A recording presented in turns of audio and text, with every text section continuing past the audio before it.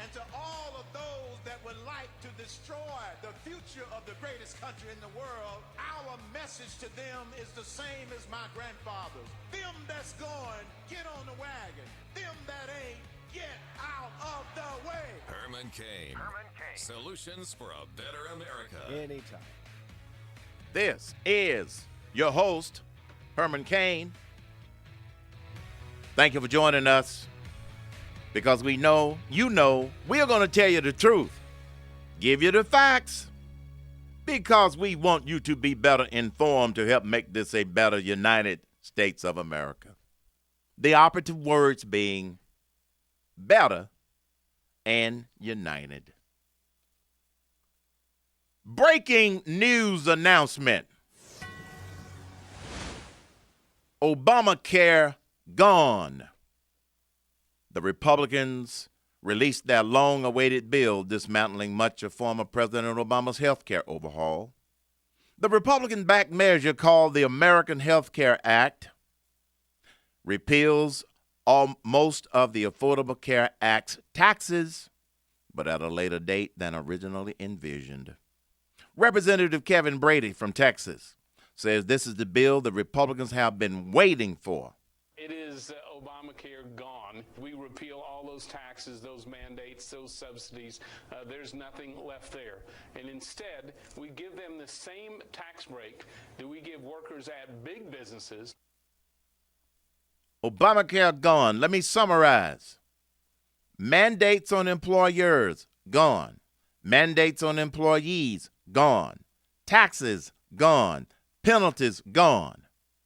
We had a couple of callers yesterday who was asking about those, and we really didn't know at that point, but now we do. Those things are gone. Now, the bill isn't without some concerns and controversy and maybe some tweaking that may be necessary.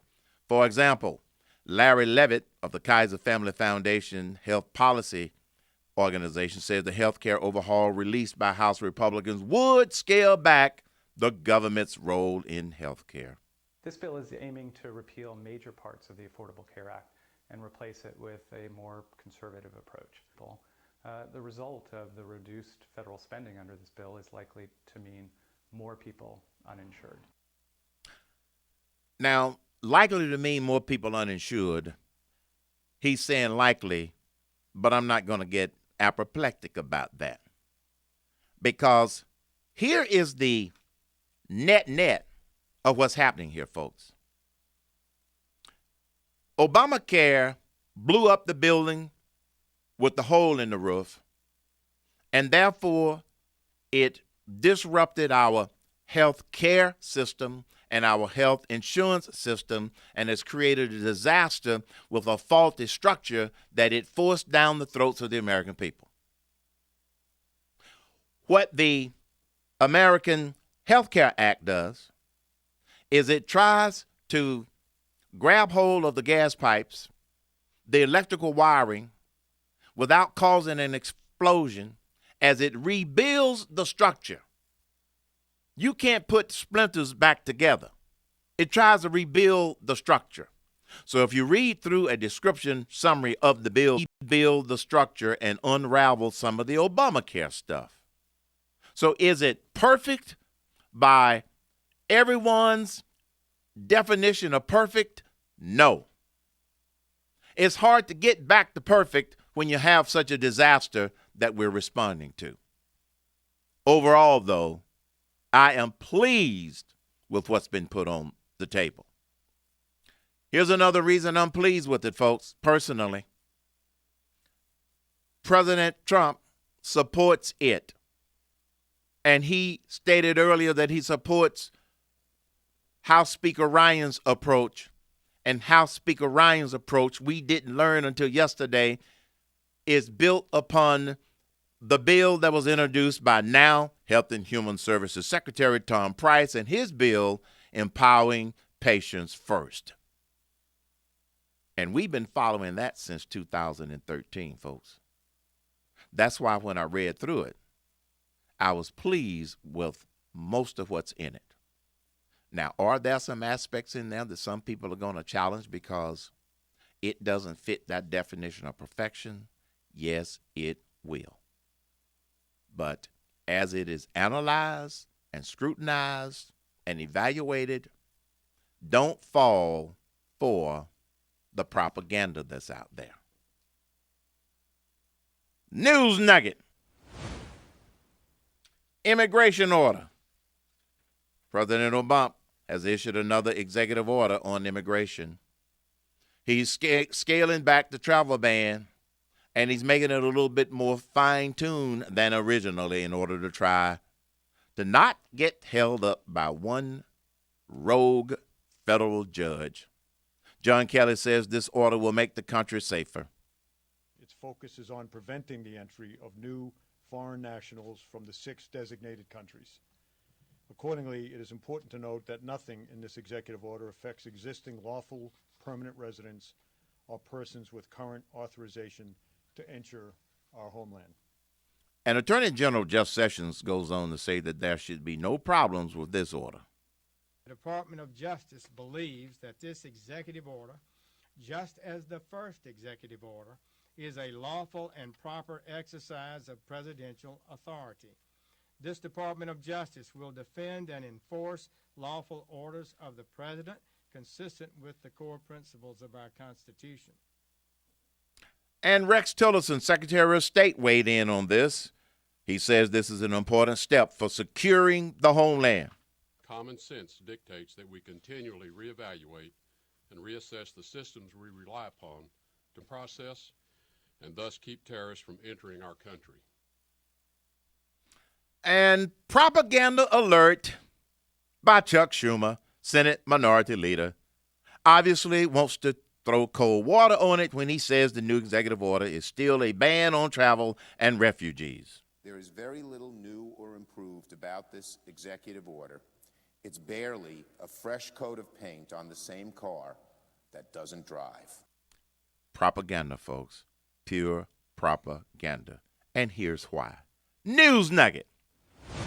Hundreds of people admitted to the United States as refugees are the subjects of FBI counterterrorism investigations involving ISIS, including some individuals from countries cited on President Trump's revised travel ban. What do you mean it's just a new coat of paint?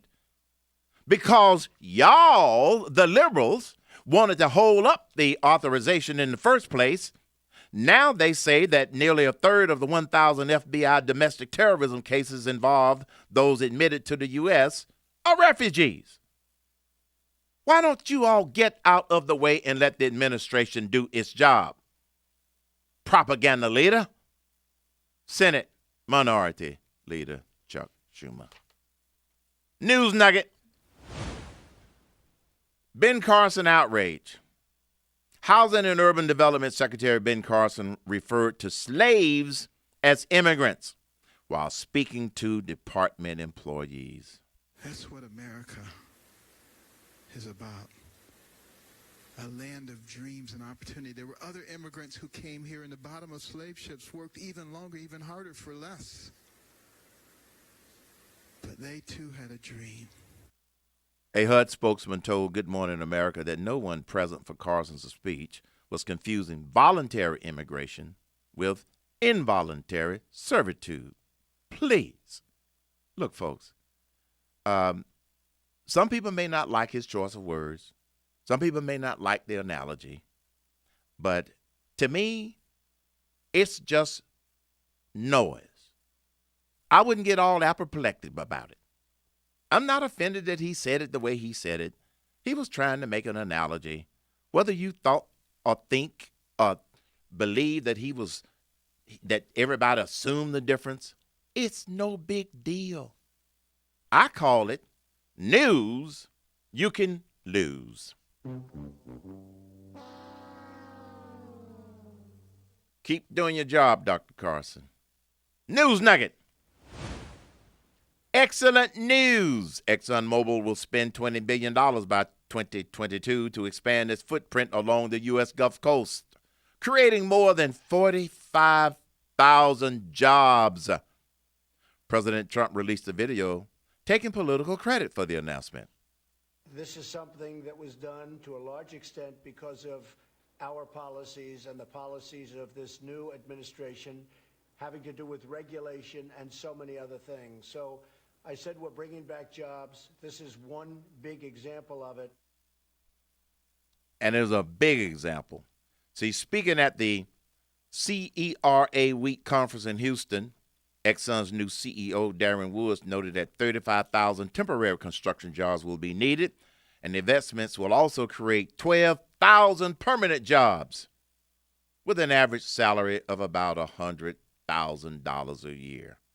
That's encouraging, and that's some excellent good news, we might add. News nugget. Preparing for tomorrow. I don't get this. Maybe Ashley can help us out with this. A, quote, day without a woman is scheduled for Wednesday, March 8th. That's coming up this week, right, Shana B? What's today's date? That's tomorrow. That's tomorrow. The new protest is encouraging all women and men who identify as a woman. Did you get that part, Shana B? Men who identify as women. Why do you drag me into that part? Good God. I just need a little help sometimes when I don't understand this stuff. You got to help me understand. Jeez. This is what they want them to do. Spend Wednesday blocking roads, calling out misogynistic politicians, and shirking from domestic duties in solidarity against President Trump. Are you kidding me? The original Women's March was criticized for not being inclusive to trans women. Transgender activists said feminists donned in pink cat hats created a dangerous space with an oppressive message that having a vagina is essential to womanhood. I have Pink absolutely no cat what this hats? is about. Yeah, that's what they pink. Is that how they cat wrote hats. it? Yes. This is how they wrote it. That at least it was clean. I have absolutely no idea what that march is going to be all about. And I guess I have a question for women. Do we need a march for a day without women? I would miss the women in my lives. I don't Ashley, need. are you going to come to work tomorrow? I think all of that is getting really misconstrued. It Tomorrow is International Women's Day, so they want to make the world better and more equal and all of that for women. So it's supposed to draw attention to that. Now all of that nonsense. So You how can't is have blocking if you can't have a roads? baby, you don't count. Right. How is blocking roads and shirking from domestic duties going to make that a recognition of Women's Day? I don't know. If women forego things they typically do for their spouses and for their families, I would think that would make people resent women on International Women's Day rather than appreciating them. I would agree. And It's a good example of something nice that liberals hijack Right. Yes. and just turn it into a big mess. Exactly. It was a nice idea. It's still a nice idea. Now they've hijacked it and turned it into something negative. When I come back, folks, Ashley, I want you to weigh in on this one too. Wait till I talk to you about high heels in the workplace. I got that. Thanks for not asking me. You're listening to the Herman Cain Show. He has solutions for a better America. It's just common sense. This is Herman Cain.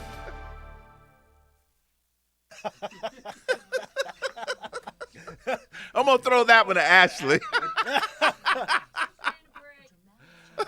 Needless to say, the pink cat hats. Are we streaming? Yes, we're streaming. The pink cat hats was selectively edited. Yes. Now you let it go. Keep going. They were vagina hats. So, yes, we are streaming. I was going to make a joke, but I figured I'd piss off every woman listener. But I was like, they do that every day when they drive. Blocking roads, stopping traffic. You should have gone ahead and said it. They already block roads when they drive. Ashley's not laughing. Ashley's my gauge. She is my female focus group. Oh, gosh. I thought. I loved it when you say, why do you always bring me in on this stuff? I love it that you do, and then I love it that I go, why are you asking me? I do too. Why you bringing me in? I need a little help to understand this madness. That was good. I won't ask you about high heels, okay? I'll ask Ashley. I wear a size 13. I don't think they make heels. Oh, man. Pink cat hats. Oh. We should do who sang Pink Cadillac? Natalie Cole? I don't know. Pink cat hats. That's the way they wrote it. I just read what was there. Hey, very quick, see if you can find any audio of Representative Frank Pallone, Democrat from New Jersey. He's the ranking Democrat on the Energy and Commerce and Ways and Means Committee, issued a joint statement saying that the bill would rip health care away from millions of Americans. That's the operative phrase. So Representative Frank Pallone, quote, rip health care away from millions of Americans. I don't know whether he did it in an interview or he did it on radio or there's some audio to back it up. Health care away from millions of Americans. Yeah. Also, I think I have Nancy Pelosi poo-pooing it this morning. Oh, good. It's in News Boston or Cuts. I believe I have that cut. Let's see if this is it. Let's listen together. You and me together.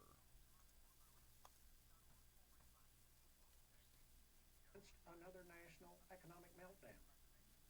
And you picked a cabinet of billionaires and Wall Street insiders who want to eviscerate the protections that most Americans count on and that help level the playing field. That's not being our champion. That's being Wall Street's champion. This is the Herman Cain show? And even more troubling, you and your Republican allies in Congress seem determined to rip affordable health insurance away from millions of Americans he made a mistake. who most need Right, it. President Trump, he didn't catch Does the it. He made a Affordable mistake. Care Act need some repairs? Okay, Sure it thank does. you. But so far, every Republican idea to replace the Affordable Care Act would reduce the number of Americans covered. That sounds like a New Jersey accent to me. That sounds like him. That's the guy. That's Shahir from the Democrat. This is from a show called Kentucky Newsmakers. Was that Representative Frank Pallone? It doesn't say who he is. That's the guy that gave the Democrat response on. Oh, the former Kentucky governor. Yeah. Shahir, yeah. Well, that'll work because I want to use it for my propaganda alert.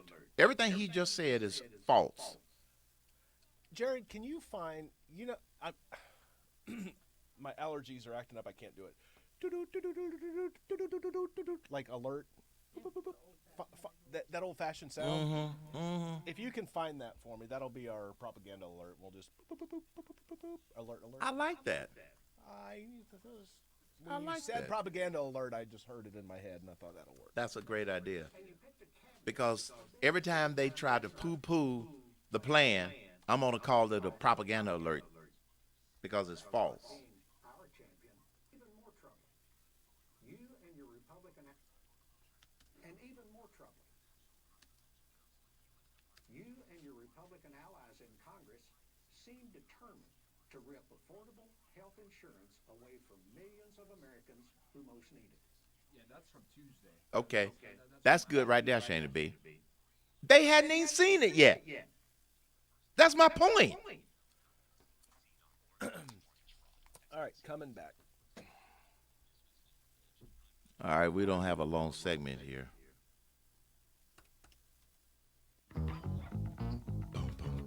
And remember, you teased high heels. Okay.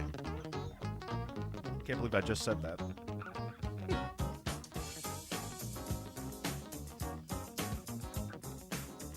Anytime. Welcome back to the Herman Cain Show. In Britain, Chantal Dauphin says high heels aren't for her, but could suit some women. I do think that if some women want to wear them, that's completely their choice. But I don't think it should be something that's obligatory. And Peter Griffin says, he's a lawyer, says women and men, for that matter, should be free to wear whatever they want to wear at work.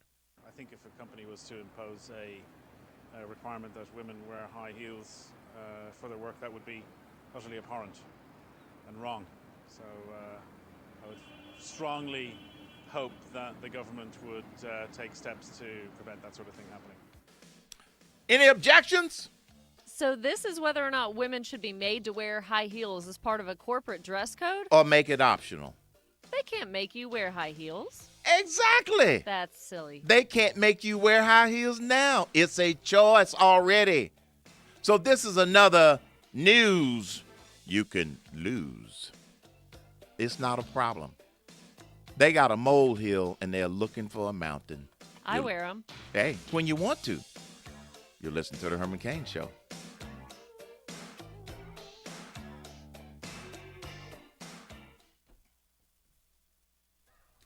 Morning, streamers.